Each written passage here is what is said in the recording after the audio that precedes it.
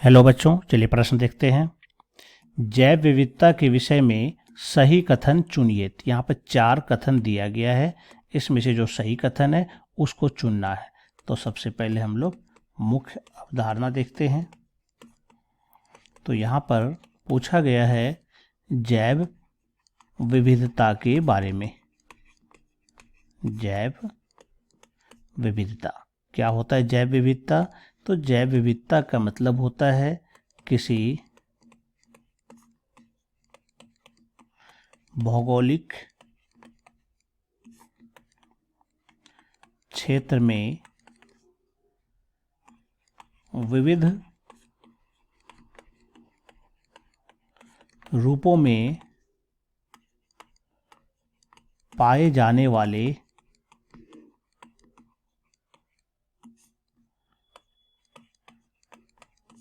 जीवों को हम जैव विविधता कह सकते हैं।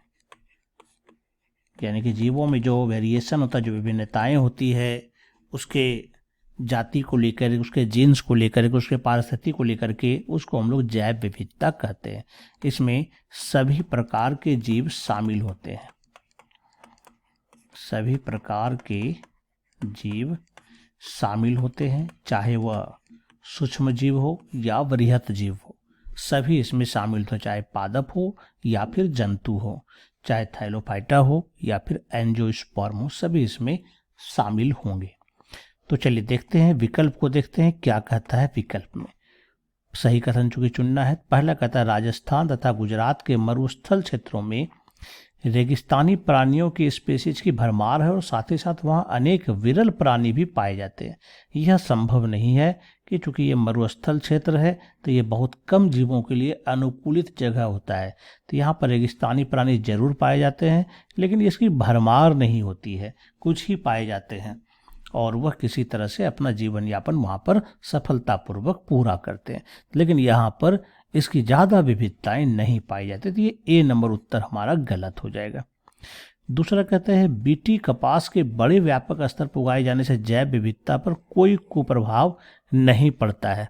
ऐसा नहीं होगा। बीटी कपास को अगर हम बड़े व्यापक स्तर पर उगाएंगे तो निश्चित रूप से चूंकि हम इसमें जीन परिवर्तन करते हैं, तो जीन परिवर्तन करेंगे तो जीन परिवर्तन से क्या होता है, जैव विविधता उत्पन्न होती है, जीवों के रूप में बदलाव आता है। इसको हम कृत्रिम तरीके से कर रहे हैं, तो निश्चित रूप से इसका बुरा प्रभाव पड़ेगा। तो यह भी हमारा उत्तर जो कह रहा है कि नहीं पड़ेगा कोई प्रभाव, ये गलत है। तीसरे में कहता है पश्चिमी घाटों पर बहुत उच्च स्तरीय स्पीशीज संपन्नता और संपन्नता और साथ ही साथ स्थानिकता भी पाई जाती है। बिल्कुल हमारा सही उत्तर। अगर पश्चिमी घाट को देखें तो यह सबसे बड़ा हॉट स्पॉट भी है। लगभग 43,000 वर्ग किलोमीटर में यह फैला हुआ है और यहाँ पर बहुत सारी प्रजाति, चाहे वह पादप की हो या फिर पक्षी वर्ग की हो या फिर स्तनधारी की हो या फिर एम्फीबिया हो, यानी कि उभयचर प्राणी हो, सरीसृप हो, यह सब काफ़ी अधिक मात्रा में यहाँ पर पाया जाता है पश्चिमी घाटों पर। तो यह हॉट स्पॉट पर बहुत ज़्यादा स्पीसीज पाया जाता है। तो इसका मतलब सी नंबर हमारा सही उत्तर होगा। डी में कहता है जैव विविधता का संरक्षण विकसित देशों का मात्र एक सनक है। तो ये सनक नहीं, ये कह सकते हैं हम उसकी आवश्यकता है। इसकी सनक नहीं, ये सभी जीवों को करना पड़ेगा, क्योंकि जैव विविधता रहने से किसी भी देश का विकास अधिक होता है। तो यहाँ पर हमारा जो सर्वथा उपयुक्त उत्तर हो जाएगा वो सी नंबर होगा। इस चारों में से सी नंबर सबसे ज़्यादा उपयुक्त उत्तर है। आशा करता हूँ आप समझ गए होंगे। धन्यवाद।